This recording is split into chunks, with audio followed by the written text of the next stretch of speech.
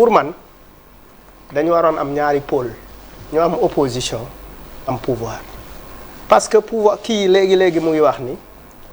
bu ñu àndul tey peut-être bu ñu demee dinañ dajewaat pendant les présidentielles bu ñu dajee bu deuxième tour amee ce qui veut dire que les gens même bu ñu gëmantewul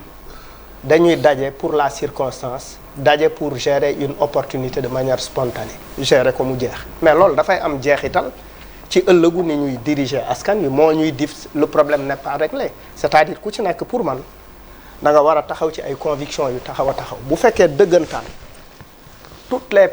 les coalitions d'opposition qui existent ñoo bokk objectif pour man ils devraient trouver un moment d'être ensemble travailler ensemble sur la durée parce que pour man loolu gëm-gëm la querelle de leadership bi am tout le temps dafay wane lu bëree bëri dafay wane sur mën nañu jox ay informations ci ëllëg naka la ñu ñii di gouverner loolu ay éléments la yoo xamante ne dañ ci war a taxaw beneen affaire bi am solo bi peut-être mën a surprendre te xëy na yéen politique yi sóoraale wu leen ko mooy il y a de nouvelles candidatures il y a des gens de la société civile il y a des indépendants et cetera bokkuma ci ñi gëm ni que tout le monde doit aller nekk candidat député surtout les gens de la société civile à mon avis lu tax parce que depuis très longtemps j'y réfléchis parce que moi personnellement on m'interpelle pour me demander Malal est-ce que doo jéem a bokk ci benn liste ndax taxaw bi ngay taxaw ci gox bi mais après je me dis mais moi li may def fan lay ëpp efficacité est-ce que bu ma nekkee à l'intérieur de l'Assemblée ça permet de changer un certain nombre de choses est-ce que l'Assemblée nationale est la solution parce que aujourd'hui une personne comme Pape Djibi Fall à mon avis pour moi sa voix elle est beaucoup plus forte au dehors qu'à l'intérieur parce que pour man pourquoi ñu war a xalaat ni l'aboutissement c'est aller vers jël benn poste wala dem élection je ne pense pas parce que pour man les élections ont existé nit ñi à chaque fois ils ont quelque chose à reprocher aux hommes politiques ak ku mënti falu pour man bu fekkee nit ñi defar réew mi moo leen tax a jóg personne d'entre nous pour man soxla wuñu dem à l'Assemblée à mon avis parce que à mon humble avis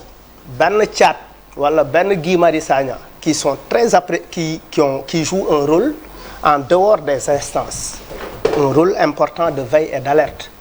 pour man c'est des questions que je pose est-ce que aller à l'Assemblée du wàññi effectivement la puissance de leur action pour man est-ce que ça ne les rend pas inefficaces pour man c'est des questions également importantes maintenant la question que j'ai pour tout le monde mooy ban jeexital si du jeexital sax quelle est la place des communautés maanaam quartier yi nekk ci gox-goxaan yi dans le choix des candidats yi bokk ci liste yi pour man c'est une affaire de parti nit ñi ñooy toog waxtaane ko seen biir tànn ku leen neex fekk ce n'est pas une délégation populaire ce n'est pas une commande du quartier ce n'est pas une commande d'une communauté. Je pense qu'il y a plus d'implication pour les locales par exemple pour les élections locales plus d'impact plus de non pour man d'implication pour man les élections législatives ces élections législatives là dina ñooy prolongation des élections locales lu ma gëm la parce que pour man dina am également ñu ci am ay surprises parce que entre-temps il y a des éléments de contexte yi nga xamante ne mën nañ leen apprécier waat xoolaat leen li ma bëgg a tëjee mooy ci choix yi nga xamante ne nit ñi ñu ngi koy def j'y reviens ci choix yi nga xamante ne waa aar ñu ngi koy def waa Yewwi ñu ngi koy def waa Benno Bokk Yaakaar ñu ngi koy def choix yooyu pour man tant que intégré wul effectivement